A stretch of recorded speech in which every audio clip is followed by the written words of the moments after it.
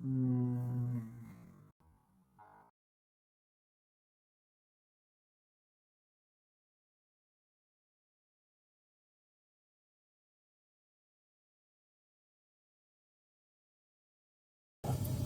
பால் சாதத்துக்கு இந்த சைடில் நம்ம தாளிச்சு விட்டுக்க போகிறோம். சிக்கன் பொரியலுக்கு இந்த சைடில் தாளிச்சு விட்டுக்க போகிறோம். தேங்காய் பால் சாதத்துக்கு ஒரு ஸ்பூன் நெய் விட்டுக்கிறேன், ஒரு ஸ்பூன் எண்ணெய் விட்டுக்கிறேன். வானலில் சிக்கன் ஃப்ரைக்கு ஒரு 3 ஸ்பூன் அளவுக்குலாம் எண்ணெய் விட்டுட்டு ஒரு பட்டை 2 கிராம்பு, அதே மாதிரியே ஒரு பட்டை 2 கிராம்பு. சிக்கன் இந்த மாதிரி வாஷ் பண்ணி எடுத்து வச்சுக்கிறோம். தேங்காய் பால் சாதத்துக்கு மட்டும் ஒரே ஒரு இந்த பே லீஃப் போட்டுக்கிறேன். இப்போது இது தேங்காய் பால் சாதத்துக்கு கட் பண்ணியிருக்க ஆனியனு, இது சிக்கன் ஃப்ரைக்கு கட் பண்ணி வச்சுருக்க ஆனியனு, இது சிக்கன் ஃப்ரைக்கான பூண்டு.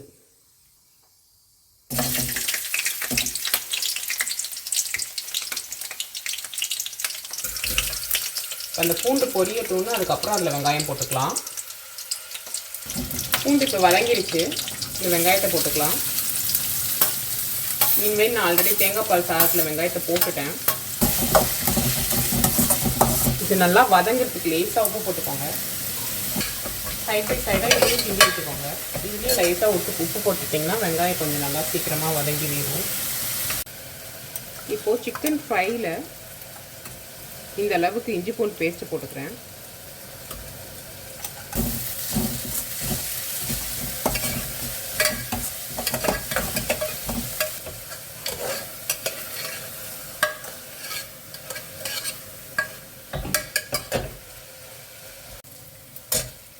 இப்போது தேங்காய் பால் சாதத்துக்கு வெங்காயம் ஓரளவுக்கு வதங்கி வந்திருக்கு.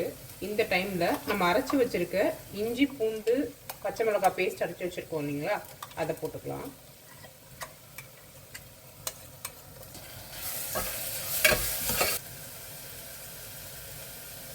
கொஞ்சமாக மஞ்சள்தூள், ஒரு 1.5 ஸ்பூன் அளவுக்கு குழம்புத்தூள்,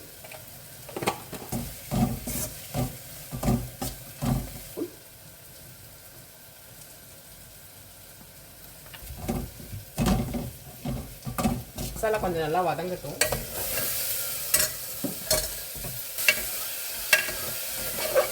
ஓகே, இப்போ மசாலா ஓரளவுக்கு வதங்கிடுச்சு. இப்போ நம்ம இதில் சிக்கனை போட்டுக்கலாம்.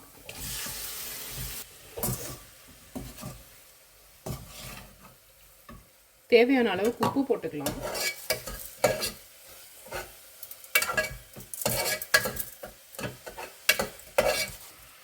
இது மூடி போட்டு வேக வச்சுக்கலாம். இந்த சிக்கன்லேருந்து அதுவே தண்ணி பிரிஞ்சு நல்லா வெந்துட்டுருக்கு. இந்த பக்கம் தேங்காய் பால் கொதி வந்துருச்சு.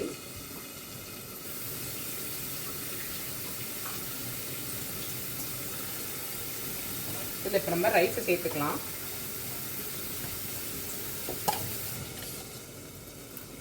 கொஞ்சமாக புதினா கொத்தமல்லி போட்டுக்கலாம். நான் வதக்கும் போதே போடுறதுனால போட்டுக்கலாம். நான் அப்போ மிஸ் பண்ணிவிட்டேன், ஸோ இப்போ ஆட் பண்ணிக்கிறேன்.